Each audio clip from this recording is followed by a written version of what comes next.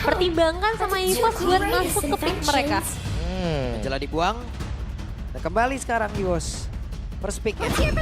Oh masih Cici ternyata nggak berubah. Kalau berkaca dari game yang kedua sih tadi sebenarnya Arky langsung ngambil Yusunshin dan juga lampu-lampu. Ini sekarang One udah dilepaskan loh bro. Udah 2 match nih kita bisa lihat ada One yang bisa bermain. Aku merasa kayaknya balik lagi ya kepada pondasi awalnya. Yang penting untuk ngomongin kayak marksman gitu-gitu kalau misalkan ketemu sama fighter kan repot juga Repot. tuh. Ya. Karena ya pasti bakal kalah nih di early game Iya. tapi sekalinya nge-spike luar biasa tuh. Iya ya, makanya tetap jadi penawaran yang sangat menarik gitu karena Betul. keuntungannya bisa Plus tinggi minus, banget. plus minus. Plus minus. Ya sekalipun emang mau mainin 1-1, imbanginnya pakai apa? Tank jungle sih yang paling normal. Dan jungle ya. Mostly, iya. Mostly. Mostly. Biasanya kalau pemain-pemain 1-1 kayak Papulung tuh ditemenin sama tank jungle, senyum dia. Happy ya, Mbak? Happy. Aman. Ya pick up enak banget. Iya. Tinggal Buat makan pilih aja depan. ya. Perangko. Apa ya tinggal makan kita lanjutin dan kembali kali ya. Pick off yang kayak gini loh yang bakal dihindarkan, tapi Yusunshin yang akhirnya bisa ngebuka map sekarang bergeser ke EVOS. Apa yang akan dibawakan oleh Versik berarti? Dengan map yang begitu tertutup mereka punya satu hal untuk bisa open map. Wah. Tapi Grok jawaban yang cukup baik juga loh. Ya aku setuju. Berarti ngomongin ini- soal Grok ya. XP-nya Arlot, Grok Rom atau kebalik? Groknya bakal Grok. jadi Romar harusnya. Grok Romer. Arlot XP aja ya. Iya. Alright.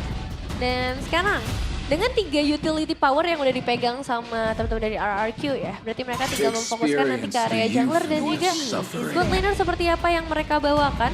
Loh, Granger ditutup, berarti masih ada kemungkinan Cici di XP ya. Waduh. Grangernya ditutup. Makanya ini ada beberapa potensi yang lumayan menarik dengan offer dari trade-nya.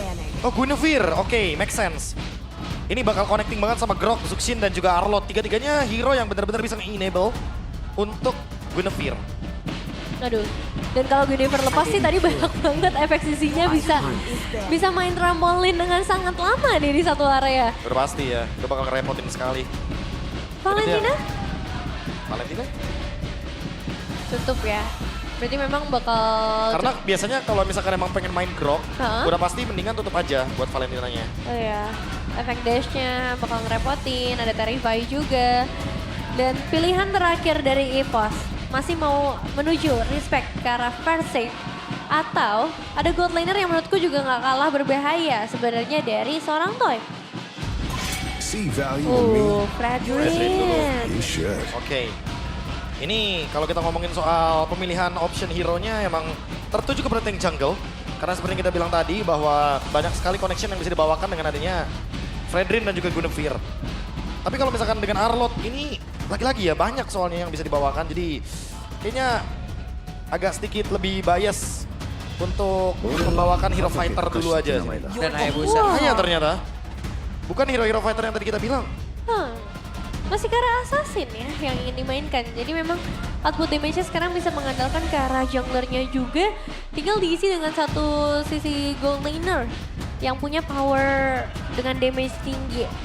Tapi kalau untuk EVOS, penentuan posisi dari Cici nih. Dengan adanya Yusunshin, chance buat Cici di area gold lane semakin besar. Dan area XP seperti apa yang mereka butuhkan? Apakah ingin ngebawa badan yang lebih tanky? Badan ya. Ini Sebenarnya Cici ke badan gol nggak pasti- sih? Cici ke gol nggak sih? Cici bisa gol karena di Shunshin. Jadi mungkin kalaupun emang mau badan, Uranusnya yang di sini kan udah ditutup Esmeralda. Oh, Glue. Ada glue. Wah. Blue dan Kimi yang ternyata menjadi pilihan akhir.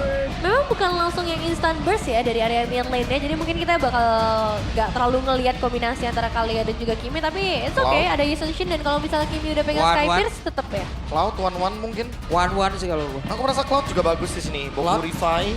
Dia bisa langsung jump in ke belakang. If time is a Oh, river, Nathan! Wow. I'm swimming Oh against. my god. Oke. Wow. Oke, mengimbangi dengan Magic juga. Dan kita tahu Nathan syaratnya bermain di late game. Mengimbangi Yusunshin nantinya.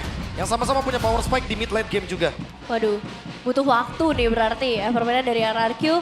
Dan seperti yang kita lihat dari 2 game awal sih yang pegang early game bakal pegang kemenangan juga. Tapi di game yang ketiga apapun bisa terjadi. EVOS bisa pegang poin maupun dari RRQ yang bisa merebut poin mereka kembali untuk mengejar standing di papan atas. Beh. Penasaran nih, Bro. siapa nih yang lebih Siapa layak? ya? Derby Classic leg yang kedua. Skor 1 sama.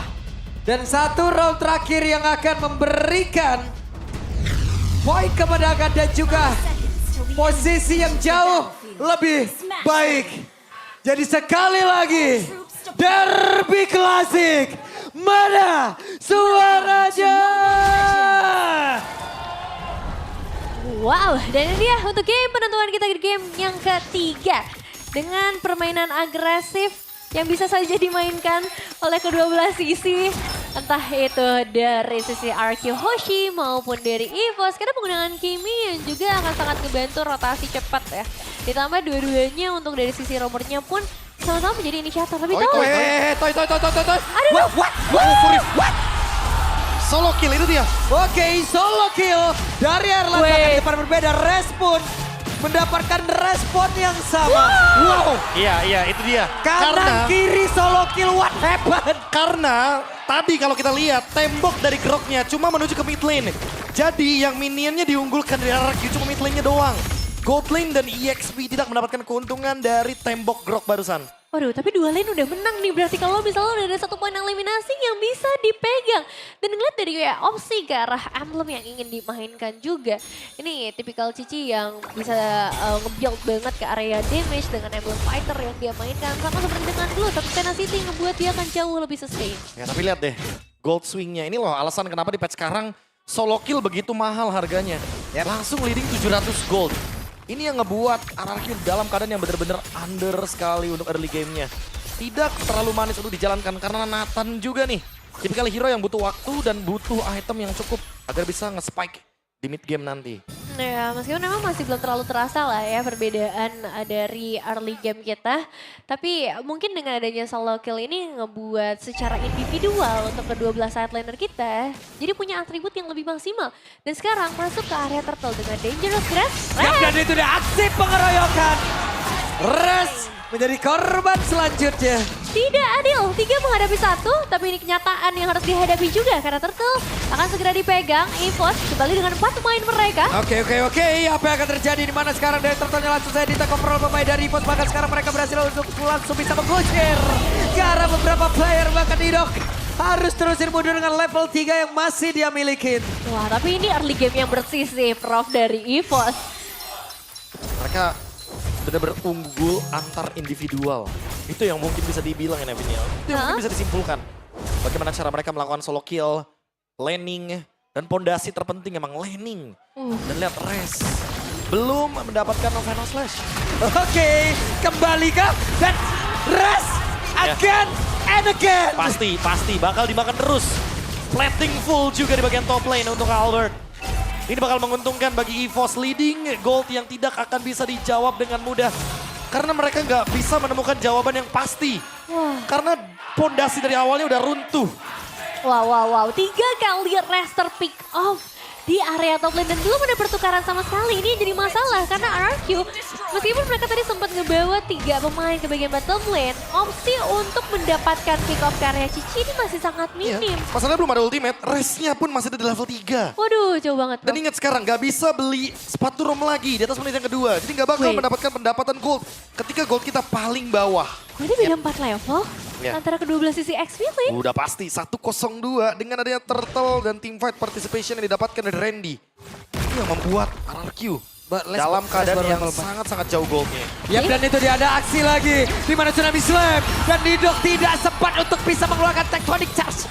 Gak ada cerita itu, bro. Nggak bisa juga dalam keadaan seperti itu. Terkena Chain CC dan Randy, dia udah punya Curse Helm. Sekarang damage dari Rondel akan terus Oke. Bahkan sekarang Rich mau tidak mau ada Crimson Back tadi udah langsung dikeluarkan. Wah, Berhasil menyelamatkan diri. defensif. satu flicker juga ya yang mau ngomong harus dibuka tadi, tapi untungnya belum ada korban jiwa tambahan lagi dari RQ. Karena sekarang mereka lagi struggle banget nih, bahkan untuk dapetin purple buff aja akan sangat terganggu. Yap. Dan Dapat dia Albert yang dapat.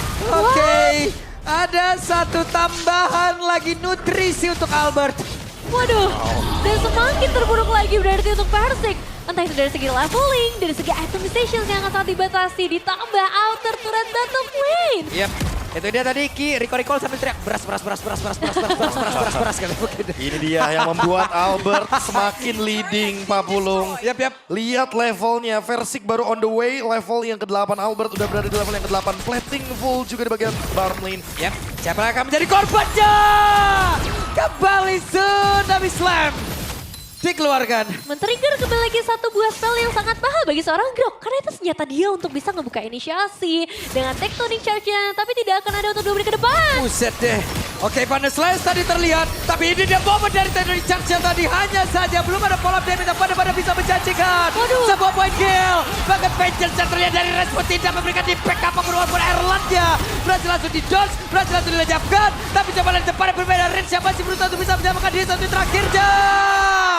Reggie down. Tapi sekarang Toy masih berhasil menyamakan diri pula. 3 dikeluarkan dengan 2 pemain. Tapi balik lagi yang menjadi sangat mahal adalah bagaimana dari EVOS akan segera meruntuhkan outer turret di area mid lane. Dan juga Versik.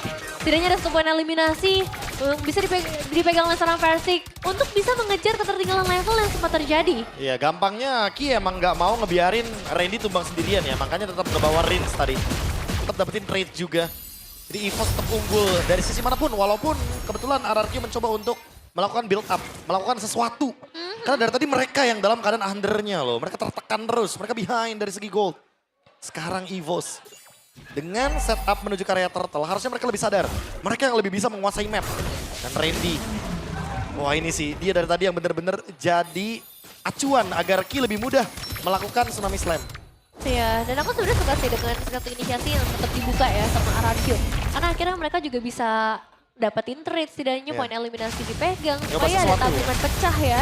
Daripada kena pressure terus-menerus dan mereka nggak ngapa-ngapain. Tapi kalau untuk Turtle mungkin memang udah nggak bisa terlalu banyak lagi dilakukan. Ini beda sih kalau turtle ya, karena Iya. dari awal kita udah bilang. Kalah laning itu jadi fondasi. Oh, ada kita. Yap. Itu dia ada 1 orang lagi tapi ternyata untuk sekarang Versiknya masih berhasil menyamakan diri. Tapi tidak dengan pergerakan Didok bahkan Rince pun menjadi korban mendadak ada 3 player dari RRQC. Hanya menjadi notifikasi Prof. Hilang. What? Hilang semuanya. Cepat sekali. Hanya untuk membuka ruang bagi Toy. Dan out of nowhere sebuah pertanyaan, kenapa bisa Versik yang kena? Yap. Saat dia membuka Quad Shadow ternyata. 3 hilang, 1 cedera parah. Namun untuk sekarang, coba lihat. Mereka berusaha untuk bisa kembali keluar dari zona yang begitu menyakitkan.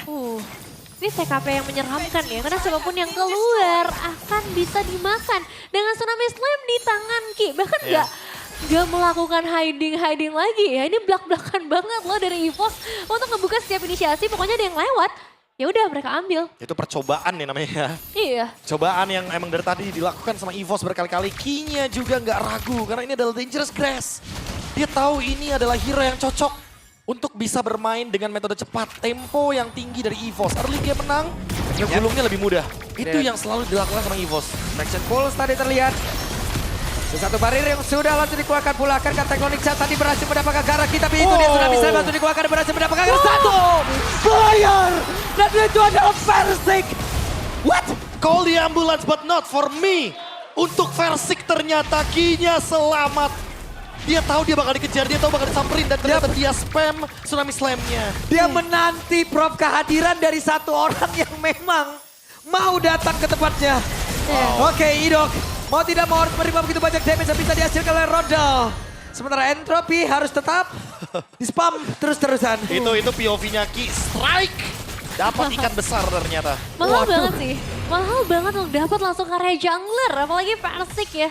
Yang jadi satu masalah terbesar mungkin buat sekarang. Karena dari Toyo juga masih belum powerful dengan item-item yang masih sangat terbatas. Itu strike-nya parah, Bang. Kraken juga parah itu. Ya ini kita kalau ngeliat dari dominasinya seperti ini ya, apalagi dengan menuju ke 7.000 gold. Ini possible 10.000 gold, by the way Nevin. Yap. Ditungguin dulu juga biar minionnya muncul terlebih dahulu. 943 Lord akan muncul. Ya, waktu yang sangat tepat untuk EVOS. Kalau misalnya mereka ingin ngebuka inisiasi lagi. Tapi untuk RRQ, ini waktu yang sangat buruk. Oke, dan Tsunami Slam kembali. Ada flicker berhasil dikeluarkan nih, Dok. Lagi ya, dipaksa defensif. Jadi Tectonic Charge ofensifnya nggak bakal bisa terjadi kecuali EVOS-nya yang blunder. menunggu ke arah blunder ya. Satu posisi yang sangat tidak mengenakan memang buat RRQ. Tapi ya ini mungkin penyesalan aja karena early game tadi yang bisa dipegang sama EVOS dengan sangat jauh efeknya seperti ini. 7.000 keunggulan dan loot yang sedang berjalan dari area mid lane. Ini akan dibawakan oleh EVOS dari sisi frontline, dari sisi inisiator mereka sangat ready. Apalagi dari output damage yang bisa mereka pegang. Karena ada 3 damage dealer nih berarti. Yang ini dia tidak strike berhasil mendapatkan satu play dan itu dia.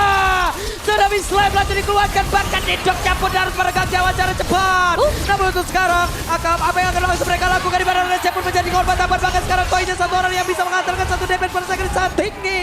Tapi tidak bisa melakukan banyak hal. Menyisakan 2 pemain saja bahkan Wave ini dari area mid lane masih dalam perjalanan menuju ke area tengah. Persik dan juga Riz menjadi Itu pemain dia terakhir. satu wave minion yang akan mengantarkan derby klasik leg yang kedua milik EVOS. Jatuh ke tangan EVOS. 2 berbanding 1 poin. Game pertama yang memang bisa dipegang oleh RRQ tapi game kedua dan game yang ketiga sang macan putih membuktikan power mereka sebenarnya. Game cepat dominasi bahkan di tangan EVOS. Balas dendam yang terbalaskan dengan sangat-sangat masif. EVOS tidak hanya menang, mereka menghancurkan RRQ dari semua lini. Solo kill